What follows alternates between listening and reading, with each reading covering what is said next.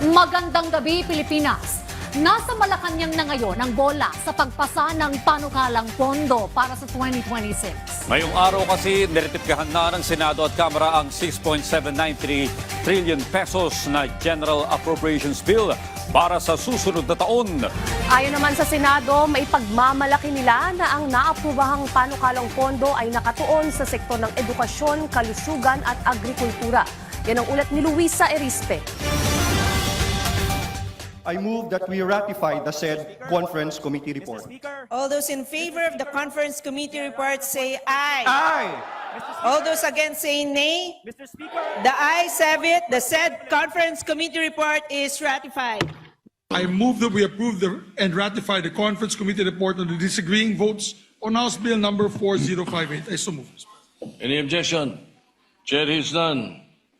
The conference committee report on the disagreeing votes on House Bill 4058 is hereby approved and ratified.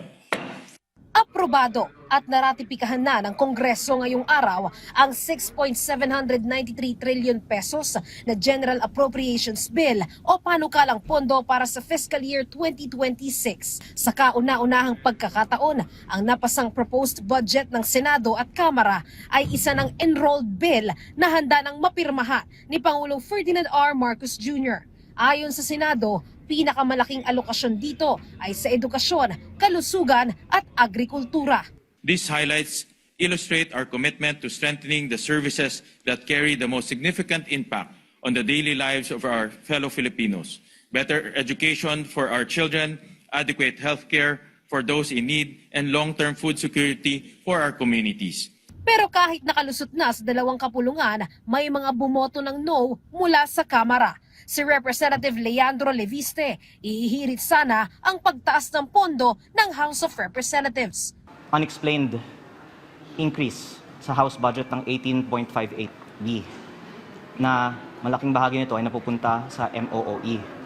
Ikinalulungkot ko po na pareho sa mga pagkakataon na magsalita ngayong araw ay hindi pinagbigyan dahil kung hindi yung po nakita, wala pang kalahating minuto, nagbukas ang deliberations. No din ang boto ni Representative Laila de Lima dahil naman raw sa unprogrammed funds. Meron ding mga nag-no sa Senado. Ito ay sina Senator Robin Padilla at Senator Rodante Marculeta.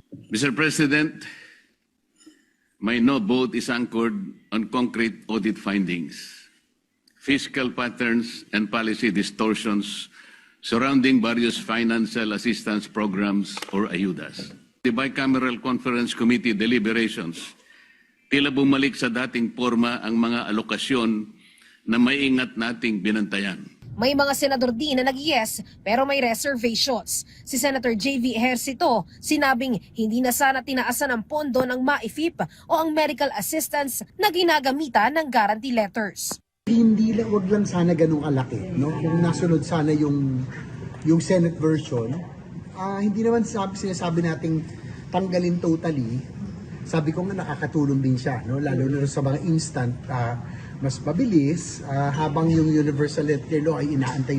May reservations din si Senator Ping Lacson na dahil rin sa MAIFIP at AIX. Gayon din si Senator Loren Legarda at Senator Risa Hontiveros na dahil naman sa PhilHealth. Pero pagtitiyak ng mga mambabatas, may safeguards at hindi magagamit sa korupsyon ang pondo para sa susunod na taon, lalo na at may oversight committee na tututok sa implementasyon ng budget. Every now and then, dapat merong meeting oversight ng Committee on Finance. So, paano ginagastos? Lalo na yung may mga controversial issues.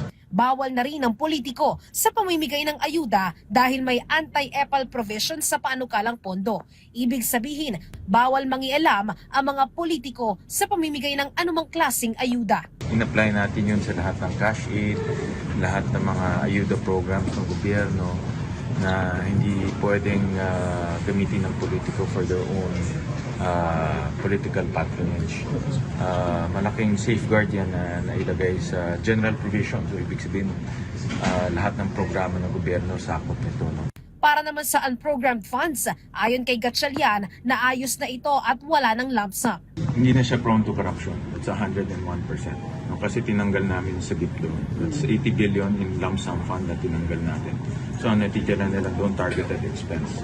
So yung targeted expense for AFP modernization, for DTI's cars and race program, mayroon din doon yung foreign assisted project. So lahat ito may pupuntahan. Agad namang ipapadala ang kopya ng GAB sa Malacanang para mapirmahan ng Pangulo. Kumpiyansa ang dalawang kapulungan na walang mavivito ang Pangulo sa budget.